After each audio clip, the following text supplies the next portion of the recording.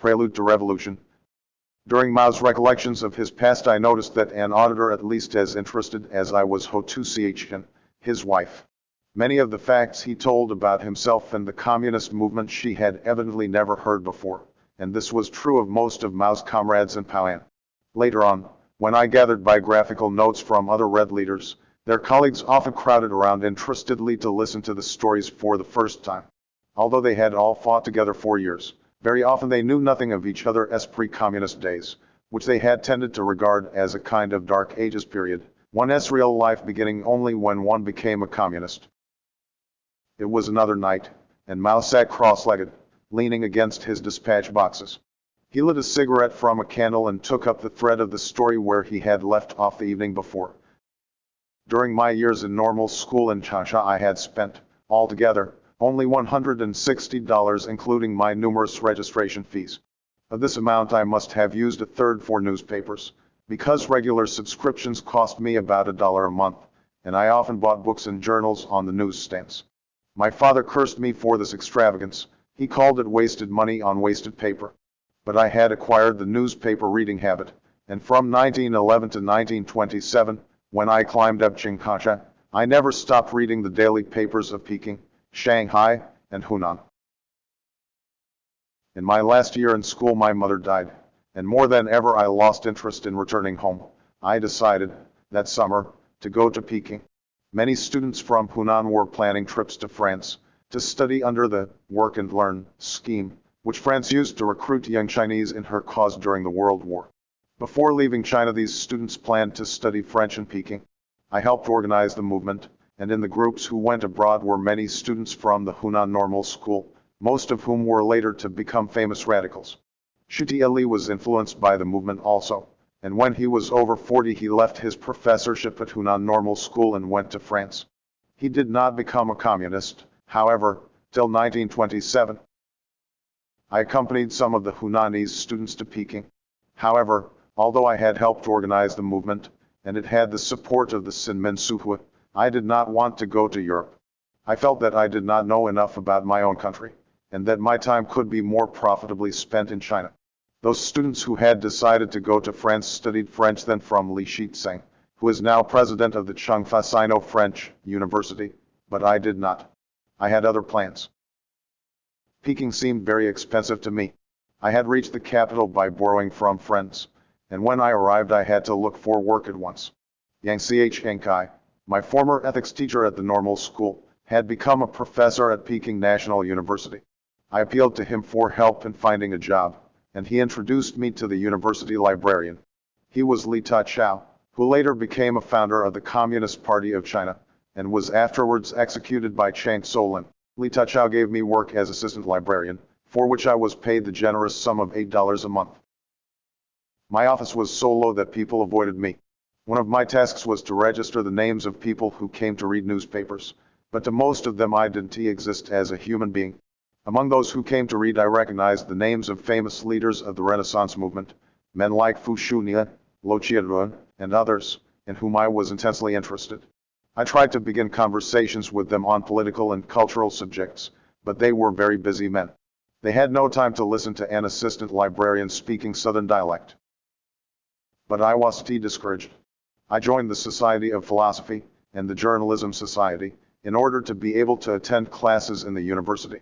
In the Journalism Society I met fellow students like Ch and Kung Po, who is now a high official at Nanking, E. Dn Shan, who later became a communist and still later a member of the so-called Third Party, and Xiao Piao. Xiao, especially, helped me very much. He was a lecturer in the Journalism Society, a liberal, and a man of fervent idealism and fine character. He was killed by Chang Solin in 1926. While I was working in the library I also met Chang Kuo-tio, now vice chairman of the Soviet government, Kang Pachn, who later joined the Ku Klux Klan in California. E.S. and Hsi Piang, now vice minister of education in Nanking. And here also I met and fell in love with Yang Kai. She was the daughter of my former ethics teacher, Yang Chengkai, who had made a great impression on me in my youth, and who afterwards was a genuine friend in Peking. My interest in politics continued to increase, and my mind turned more and more radical. I have told you of the background for this. But just now I was still confused, looking for a road, as we say. I read some pamphlets on anarchy, and was much influenced by them. With a student named Chu Sunpei, who used to visit me, I often discussed anarchism and its possibilities in China. At that time I favored many of its proposals. My own living conditions in Peking were quite miserable, and in contrast the beauty of the old capital was a vivid and living compensation. I stayed in a place called San Yanqing, Three Eyes Well, in a little room which held 7 other people. When we were all packed fast on the Kiang, there was scarcely room enough for any of us to breathe. I used to have to warn people on each side of me when I wanted to turn over. But in the parks and the old palace grounds I saw the early northern spring. I saw the white plum blossoms flower while the ice still held solid over Peihai, the North Sea.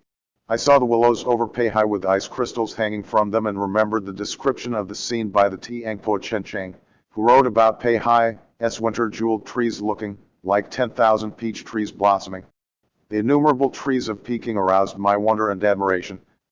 Early in 1919, I went to Shanghai with the students bound for France. I had a ticket only to Tientsin, and I did not know how I was to get any farther. But, as the Chinese proverb says, heaven will not delay a traveler, and a fortunate loan of 10 yuan from a fellow student, who had got some money from the Auguste Comte School in Peking, enabled me to buy a ticket as far as Puko. On the way to Nanking I stopped at Chu and visited Confucius' grave. I saw the small stream where Confucius' disciples bathed their feet in the little town where the sage lived as a child. He is supposed to have planted a famous tree near the historic temple dedicated to him, and I saw that. I also stopped by the river where Yanhui, one of Confucius' famous disciples, had once lived, and I saw the birthplace of Mencius. On this trip I climbed Tai Shan, the sacred mountain of Shantung, where General Feng Yuxiang retired and wrote his patriotic scrolls. But when I reached Puku I was again without a copper, and without a ticket. Nobody had any money to lend me. I did not know how I was to get out of town. But the worst of the tragedy happened when a thief stole my only pair of shoes. Yeah. What was I to do? But again, heaven will not delay a traveler, and I had a very good piece of luck. Outside the railway station I met an old friend from Hunan, and he proved to be my good angel. He lent me money for a pair of shoes, and enough to buy a ticket to Shanghai. Thus I safely completed my journey keeping an eye on my new shoes. At Shanghai I found that a good sum had been raised to help send the students to France, and an allowance had been provided to help me return to Hunan. I saw my friends off on the steamer and then set out for Changsha. During my first trip to the north, as I remember it, I made these excursions. I walked around the lake of Tianting, and I circled the wall of Paoingfu. I walked on the ice of the Gulf of Peihai. I walked around the wall of Sukho, famous in the Sankuo Three Kingdoms, and around Nanking's wall, also famous in history. Finally I climbed Tai Shan and visited Confucius' grave. These seemed to me then achievements worth adding to my adventures and walking tours in Hunan. When I returned to Changsha I took a more direct role in politics. After the May 4th movement Tsinghua, I had devoted most of my time to student political activities, and I was editor of the Shang River Review, the Hunan students' paper, which had a great influence on the student movement in South China. In Changsha I helped found the Wenhua Shuhui Cultural Book Society, an association for study of modern cultural and political tendencies.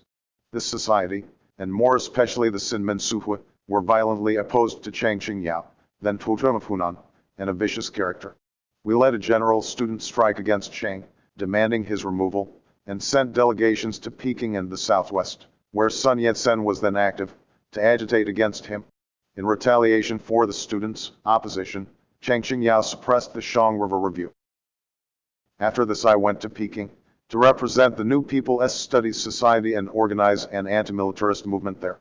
The society broadened its fight against Chang Qingyao into a general anti-militarist agitation, and I became head of a news agency to promote this work. In Hunan the movement was rewarded with some success. Chang Qingyao was overthrown by Tianyankai, and a new regime was established in Changsha. About this time the society began to divide into 2 groups, a right and left wing, the left wing insisting on a program of far-reaching social and economic and political changes. I went to Shanghai for the second time in 1919. There once more I saw Ch. I had first met him in Peking, when I was at Peking National University, and he had influenced me perhaps more than anyone else. I also met Shi at that time, having called on him to try to win his support for the Hunanese students' struggle. In Shanghai I discussed with CH and 2CU our plans for a League for Reconstruction of Hunan. Then I returned to Changsha and began to organize it. I took a place as a teacher there, meanwhile continuing my activity in the New People's Studies Society. The society had a program then for the independence of Hunan, meaning, really, autonomy. Disgusted with the northern government, and believing that Hunan could modernize more rapidly if freed from connections with Peking, our group agitated for separation. I was then a strong supporter of America's Monroe Doctrine and the Open Door. DNYNKAI was driven out of Hunan by a militarist called Chao Hengtiai, who utilized the Hunan independence movement for his own ends. He pretended to support it, advocating the idea of a united autonomous states of China, but as soon as he got power he suppressed the democratic movement with great energy. Our group had demanded equal rights for men and women, and representative government, and in general approval of a platform for a bourgeois democracy. We openly advocated these reforms in our paper, The New Hunan. We led an attack on the provincial parliament, the majority of whose members were landlords and gentry appointed by the militarists. This struggle ended in our pulling down the scrolls and banners, which were full of nonsensical and extravagant phrases. The attack on the parliament was considered a big incident in Hunan, and frightened the rulers. However, when Chao Hengtiai seized control he betrayed all the ideas he had supported, and especially he violently suppressed all demands for democracy. Our society therefore turned the struggle against him. I remember an episode in 1920, when the Sinmin Suhui organized a demonstration to celebrate the 3rd anniversary of the Russian October Revolution. It was suppressed by the police. Some of the demonstrators had attempted to raise the red flag at that meeting, but were prohibited from doing so by the police. The demonstrators pointed out that, according to Article Shar of the Constitution, the people had the right to assemble, organize, and speak, but the police were not impressed. They replied that they were not there to be taught the Constitution, but to carry out the orders of the governor, Chao Hengtiai. From this time on I became more and more convinced that only mass political power, secured through mass action, could guarantee the realization of dynamic reforms. Asterisk. In the winter of 1920, I organized workers politically for the first time, and began to be guided in this by the influence of Marxist theory and the history of the Russian Revolution. During my second visit to Peking I had read much about the events in Russia, and had eagerly sought out what little communist literature was then available in Chinese. 3 books especially deeply carved my mind, and built up in me a faith in Marxism, from which, once I had accepted it as the correct interpretation of history, I did not afterwards waver. These books were the Communist Manifesto, translated by C.H. and Wang Tao in the first Marxist book ever published in Chinese. Class Struggle, by Kautsky, and A History of Socialism, by Kirkup. By the summer of 1920, I had become, in theory and to some extent in action, a Marxist, and from this time on I considered myself a Marxist. In the same year I married Yang Kai Hui.